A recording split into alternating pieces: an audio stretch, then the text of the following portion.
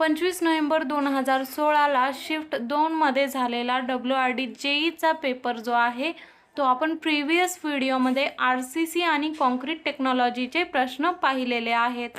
आजच्या या व्हिडिओमध्ये आपण फ्लूइड मेकॅनिक्स आणि जिओटेक्निकल इंजिनिअरिंग या दोन सब्जेक्टवरचे क्वेश्चन्स पाहणार आहोत। तुम्ही चॅनलवर नवीन आहात तर चॅनलला सबस्क्राइब करायला विसरू नका आणि व्हिडिओ एंड पर्यंत नक्कीच बघा, कारण या ठिकाणी एकदम करेक्ट इन्फॉर्मेशन शेअर केली जाणार आहे।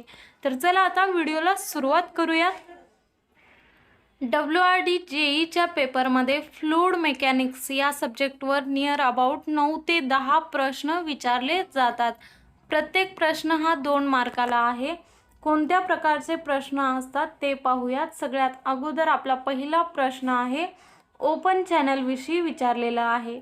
If a open channel having longitudinal slope of 1 vertical in 100 horizontal 1:100 vertical is to हॉरिझॉन्टलचा स्लोप दिलेला आहे। जर हा स्लोप 1:400 ला चेंज केला, keeping all the parameters same, remaining सगळे पॅरामीटर्स सेम ठेवले, तर ratio of velocity of flow to the original value will be. Velocity मध्ये काय फरक पडतो हे आपल्याला पाहायचं आहे। सगळ्यात अगोदर आपल्याला लॉन्जिट्युडनल स्लोप दिलेला आहे, म्हणजेच I1 दिलेला आहे 1:100 आणि I2 दिलेला आहे 1:400। चेझीस फॉर्म्युला तुम्ही जर पाहिला तर C√EMI असा V1 चा आपला फॉर्म्युला आहे। त्याचप्रमाणे V2 चा जर I1 ला आपण I2 ने रिप्लेस केलं तर V2 चा फॉर्म्युला होईल। C हा कॉन्स्टंट आहे आणि M सुद्धा हा कॉन्स्टंट आहे। V2/V1 या फॉर्म्युल्यामध्ये पुटअप केलं तर √1/400 डिवायडेड बाय √1/100 याचा आन्सर जे येतं ते 1/2 असं आपला आन्सर येतं। जर सगळे पॅरामीटर सेम ठेवले तर ratio of velocity of flow to its original value will be 1/2। Option number 4 आपलं करेक्ट आन्सर आहे। नेक्स्ट क्वेश्चन पाहूयात। नेक्स्ट क्वेश्चन जो आहे तो वेना कॉन्ट्रॅक्टा विषयी विचारलेला आहे। At vena contracta the velocity of liquid will be. जेव्हा एका मोठ्या पाईप सेक्शनचा छोट्या पाईप सेक्शनमध्ये चेंज होतो त्या ठिकाणी वेना कॉन्ट्रॅक्टा तयार होतं। वेना कॉन्ट्रॅक्टाची पोझिशन जेव्हा तयार होते तेव्हा प्रेशर जे आहे, लिक्विडचं प्रेशर जे आहे ते 0 होतं, मिनिमम होतं आणि अशा वेळेला लिक्विडची वेलोसिटी जी आहे ती मॅक्झिमम असते। तुम्ही या इमेजमध्ये पाहू शकता, या ठिकाणी प्रेशर आणि वेलोसिटी अशा 2 लाईन्स दाखवलेल्या आहेत। वेलोसिटी अचानक इन्क्रीज झालेली आहे आणि प्रेशर डिक्रीज झालेला आहे। आणि आपल्या क्वेश्चनमध्ये विचारल्याप्रमाणे at vena contracta the velocity of liquid will be maximum. Option number 4 हे आपलं करेक्ट आन्सर आहे। नेक्स्ट क्वेश्चन आहे if fluid properties at any given section do not change with the time then the flow is called. Definition विचारलेली आहे। जर fluid properties at any given section, कोणत्याही सेक्शनला do not change with the time, टाईमनुसार change होत नाहीत। प्रेझेंटला जर फ्लूइडची property एखादी असेल, X असेल, तर फ्युचरमध्ये सुद्धा फ्लूइडची तीच प्रॉपर्टी राहणार आहे, ती टाईमनुसार चेंज होत नाही। अशा फ्लोला स्टेडी फ्लो म्हणतात। ऑप्शन नंबर 1 जो आहे तो आपला करेक्ट आन्सर आहे। डायग्राममधून तुम्ही आणखीन क्लिअर करून घेऊ शकता। प्रेझेंटला जी फ्लूइड प्रॉपर्टी आहे तीच फ्युचरला जर राहत असेल आणि टायमिंगनुसार प्रॉपर्टी चेंज होत नसतील तर त्या फ्लोला स्टेडी फ्लो असं म्हणतात। या क्वेश्चनमध्ये आपल्याला बर्नौलीज इक्वेशन विषयी विचारलेला आहे। बर्नौलीज इक्वेशन तुम्हाला सर्वांना माहीत असेल। Bernoulli's equation states that sum of all forms of energy ज्या 3 एनर्जी आहेत त्या तिन्ही एनर्जीची sum in a fluid flowing along an enclosed path. एखाद्या एनक्लोज्ड पाथमधून जर फ्लूइड फ्लो होत असेल आणि तिन्ही फॉर्म्सच्या एनर्जीची sum is the same at any 2 points in that path. त्या पाथमधील दोन्ही जे काही पॉईंट्स असतील त्या पॉईंट्सना सेम असते. एखादा फ्लूइड एखाद्या एक्स पाथनी जर फ्लो होत असेल तर त्या पाथवर असलेल्या 2 पॉईंट्सवर sum of all forms of energy is same असते. हा आपला बर्नॉलीज इक्वेशन स्टेट करतो. त्यामुळे law of conservation of energies म्हणजे बर्नॉलीज इक्वेशन आहे. त्यामुळे याचं करेक्ट आन्सर जे आहे ते ऑप्शन नंबर 2 आहे. नेक्स्ट क्वेश्चन आपला विचारलेला आहे तो म्हणजे head loss due to friction. Question काय आहे ते पाहूयात. If length of pipe is doubled, जर पाईपची लेंथ डबल केली, then ratio of head loss due to friction with the original value will be. जर पाईपची लेंथ डबल केली तर head loss due to friction with the original value will be. Original व्हॅल्यूच्या किती पटीने head loss due to friction वाढतं हे आपल्याला विचारलेलं आहे. हेड लॉस ड्यू टू फ्रिक्शनचा फॉर्म्युला आपण या ठिकाणी पाहू शकतो. 4FLV² असा आपला हेड लॉस ड्यू टू फ्रिक्शनचा फॉर्म्युला आहे. त्यामध्ये F जो आहे तो डार्सीज फ्रिक्शन फॅक्टर आहे, युनिटलेस फॅक्टर आहे. त्यानंतर L जी आहे ती आपली पाईपची लेंथ आहे, मीटरमध्ये आपण ती लेंथ घेतो. त्यानंतर V जी आहे ती फ्लुइडची वेलोसिटी आहे मीटर पर सेकंदमध्ये. G जो आहे तो ग्रॅव्हिटी कॉन्स्टंट आहे. त्यानंतर D जो आहे तो इनसाइड पाईप डायमीटर आहे मीटरमध्ये.